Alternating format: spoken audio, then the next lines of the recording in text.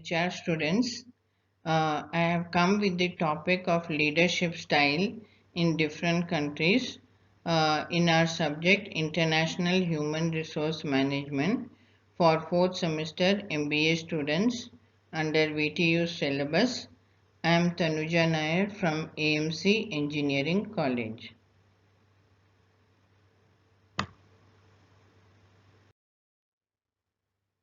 So earlier videos which I had put up was about intercultural communication. That is how communication is important amongst employees from different cultures.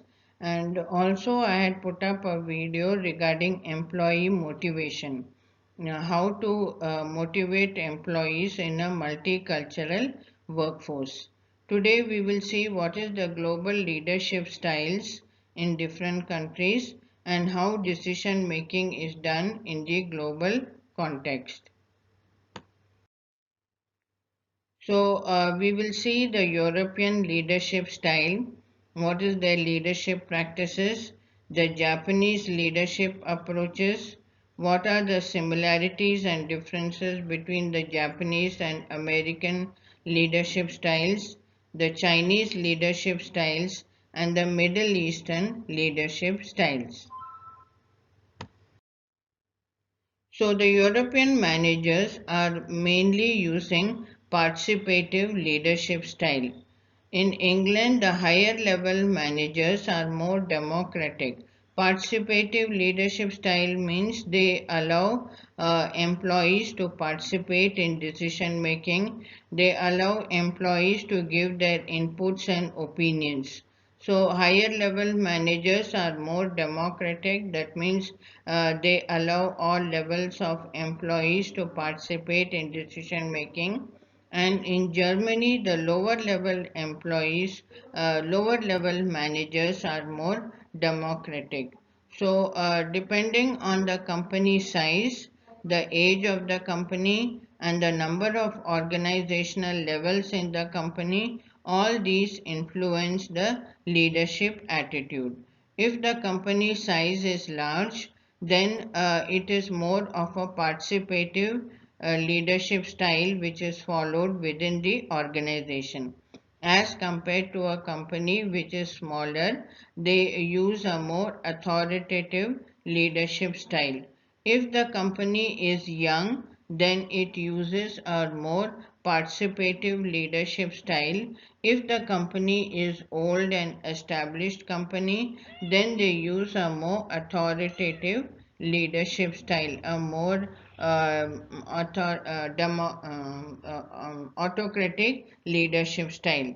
If the number of organizational levels, that is hierarchical levels, are more within the organization, then it is more autocratic leadership style.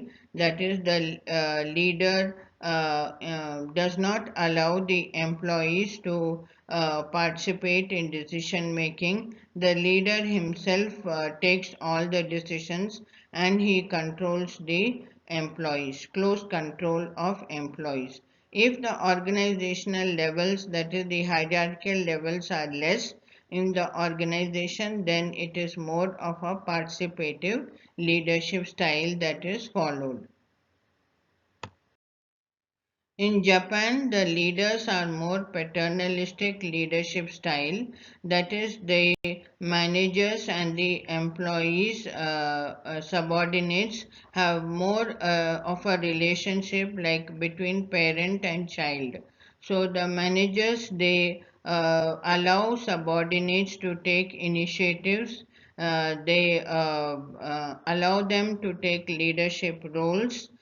They follow a participative leadership style. That means they take inputs and opinions from subordinate, but ultimately the manager himself takes a decision which he thinks is right, and he implements that decision amongst his subordinates. The subordinates have to accept whatever decision the Japanese manager is taking. Similarities and differences between the Japanese and American leadership styles. The similarities, if you see General Electric US plant, the workers are allowed to take part in decision making, and their pay is linked to their performance. What is the quality of their performance, how productive and profitable their performance is.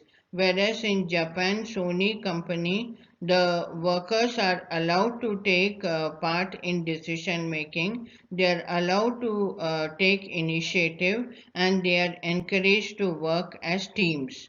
So in US, you see the focus is more on individual workers' performance. Whereas in Japan, if you see, the focus is more on teamwork or group performance. The differences between these two styles, large US firms are more democratic, that means participative leadership style, as compared to Japanese firms. Japanese firms are more paternalistic leadership style. So the US managers, they share information, they set objectives along with their subordinates, and they allow the subordinates to participate in decision making, and they follow less of internal control. That means they do not like much to control their subordinates. They allow the employees to work according to their requirement. They do not control their work performance as such, the US managers. Whereas in Japan, also, if you see the managers, they share information and objectives, but they only share certain amount of information and objectives, and they like to exert more of internal control on their employees. That means they like to control the work performance of their employees. They like to monitor the work of their subordinates. So, Japanese leadership style is more group oriented. They focus on group performance and teamwork. They are more paternalistic. They treat their employees like a parent would treat their children. They show more concern for the employees' personal life as well as for their work lives. Whereas the US leadership style is just the opposite. They do not interfere in the employee's personal life. They have a more contractual relationship with their employees that is only concerning with their work. They are only focusing on completing the task. They do not want to interfere in the personal life of their employees because they feel it is like invading the privacy of their employees. So the US style is opposite as compared to the Japanese leadership style. Japanese managers come up with a variety of alternatives. They do a lot of research, they collect information, and then they come up with lot of alternatives to overcome uncertainty and risk. As I have told you in my earlier videos, that Japanese managers, the Asian culture is more risk averse. They do not like to face uncertainty. So to avoid uncertainty and risk, they will come up with a lot of alternatives to overcome any kind of uncertainty and risk. Whereas the American culture or the Western culture, they are more like accepting, they are more ready to take risk, they are more ready to deal with uncertainty. Japanese managers, they allow poor performance to continue so that others can learn from their mistakes. Whereas US managers, they immediately stop poor performance and they take action so that the poor performance will not be continued in future. Japanese managers, they use creative ways to manage their projects, whereas US managers, they manage their projects mainly based on experience. The Japanese managers adapt quickly to the host country's leadership style, but they do not leave their Japanese way of doing things. They still like to do the Japanese way of doing business. Whereas the Chinese leadership style, if you see, the new generation leaders are more individualistic, they are more influenced by the Western leadership style, they follow the liberal social values. Middle Eastern leadership style. The middle level Arab managers, they share information, they share objectives, they follow a participative leadership style, and they do not like to exert much of internal control on their employees. They allow their employees to work according to their preferences. They do not like to control or monitor the work performance of their employees. Recent research has shown that in the Gulf region also the young Arabs, the middle managers are following participative leadership style. So they are influenced by the Western management practices. Now we will see the decision making in the global context. So in global firms, you know that the managerial decision making is a very important organizational process because in global firms have to face a global business environment which is very dynamic. It keeps on changing, so managers have to take timely and appropriate decisions in order to adapt quickly to the changing business environment. They need to have information at the tip of their fingertips. They need to take quick decisions regarding planning or regarding leading their organization or regarding motivating their employees. So higher level managers, they have to take more complex decisions, especially if they are having a culturally diverse workforce and the business environment is highly uncertain, then they have to take complex decisions at the higher levels.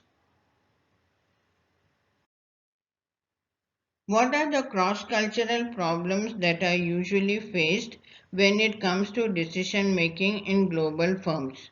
One is problem recognition. How problems are tackled, it differs from culture to culture.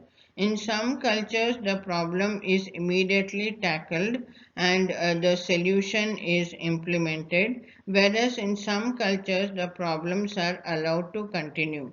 It is accepted as it is.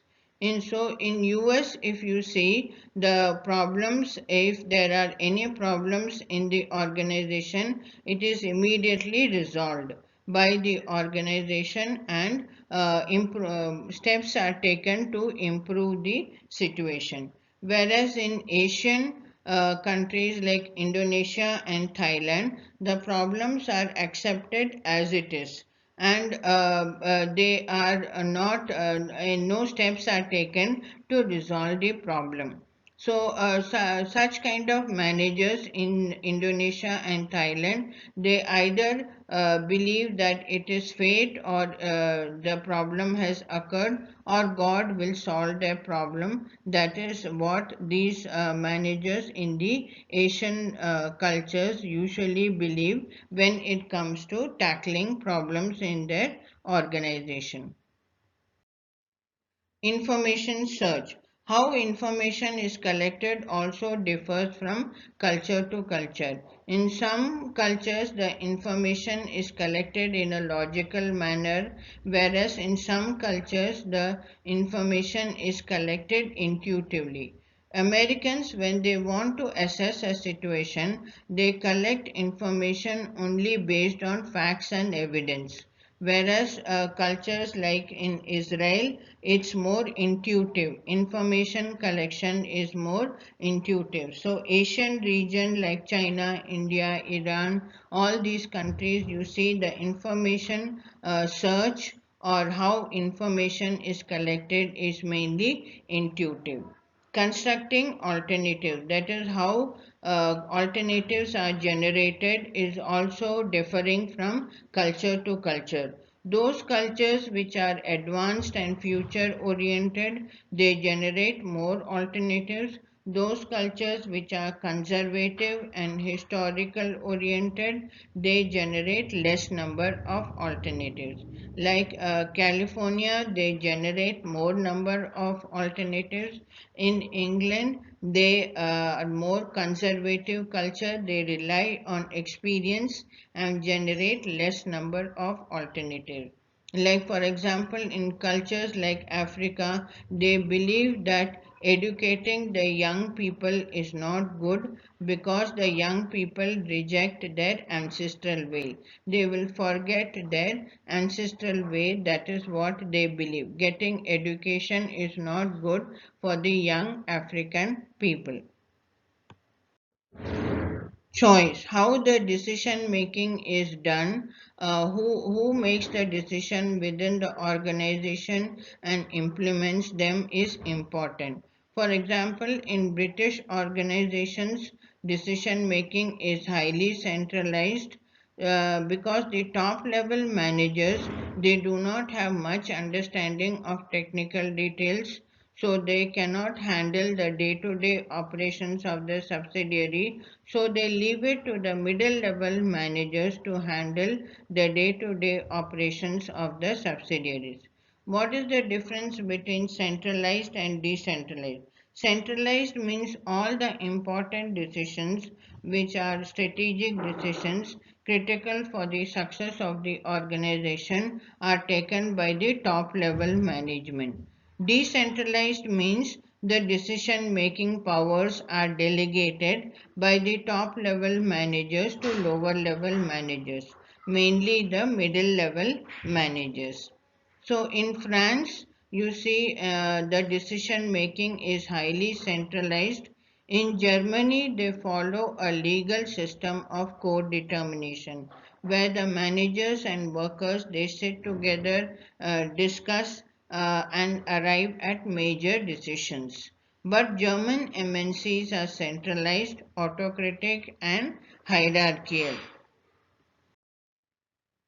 In Scandinavia also, they follow the system of co-determination, that is, the managers and employees sit together and arrive at major decisions. They focus more on individual employees' work performance and quality of work life. They follow participative leadership style. They allow their employees to participate in decision making, to give their inputs and their opinions. They follow a decentralized decision making style. That means they give decision making powers, they delegate decision making powers to the lower level managers.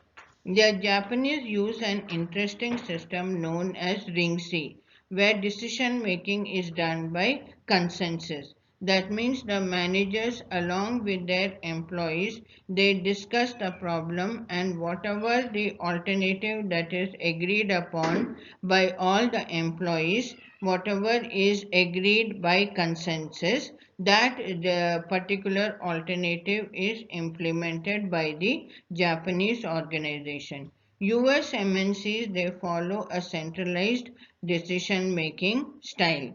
So the general trend around the world is centralized decision making, especially to achieve operational efficiency and economies of scale. The centralized decision making is mainly in those critical areas which is of strategic importance, which is critical to the success of the organization, like research and development, production, marketing. In these areas, usually centralized decision making is followed.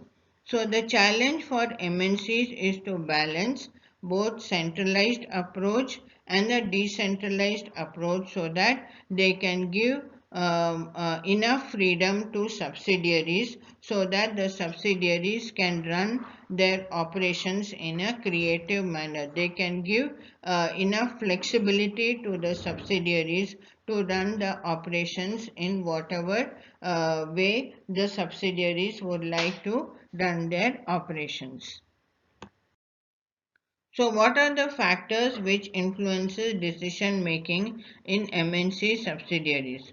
The factors are size of the company, capital investment, competitive environment, volume to unit relationship, degree of technology, geographic distance between headquarters and subsidiary, and the competence of the host country managers.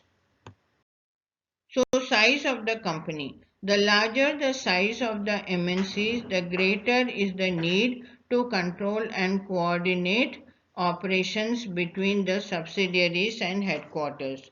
So then, if the company is larger in size, then it follows a centralized decision making style because they need more to control and coordinate the operations of their subsidiaries. Capital investment, if more investment is there done by the MNC, then they follow centralized decision making, especially to monitor usage of resources, especially scarce resources like natural resources or any raw material for their production, which is a scarce resource, or financial resources. Then the MNC follows centralized decision making if more of capital investment has been done by the MNC. Competitive environment, if the business environment is more competitive, then the decision making is decentralized, because in a more competitive environment the local managers have to take decisions quickly to adapt to the fast changing business environment. So, in order to adapt to the fast changing business environment, the local managers should get the freedom to take decisions in host countries. So, when the competitive environment is more, then the MNC follows decentralized decision making so that the local managers can quickly take decisions and adapt to the fast changing business environment. Volume to unit relationship is production in large quantities at lower cost or vice versa. That is, when production is done in economies of scale at very low unit cost, or when production is done in a small scale at high unit cost. So, if there is a strong volume to unit cost relationship, then the MNC follows centralized decision making in order to have overall control of their production and to standardize their operations. So, when the MNC has economies of scale at very low per unit cost, then they usually follow centralized decision making so that they can have overall control over their production and standardize their operations. Degree of technology. If the technology that is applied in the organization is advanced, then they follow centralized decision making. That is, all the decision making is done by the top level management itself. Geographical distance between headquarters and subsidiary. This factor affects the day-to-day control of the subsidiary operations. If the geographical distance is more between headquarter and subsidiary, then the MNC follows decentralized decision making. They allow the subsidiary managers to take decisions. If the geographical distance between headquarters and subsidiary is less, then the headquarters follows centralized decision making. All the decisions are taken at the headquarter level itself. Then the last factor is the competence of the host country managers. If the host country managers are competent, then decision making is often decentralized. The host country managers are allowed to take decisions depending on the situation. If the host country managers are not competent, then the decision making is centralized.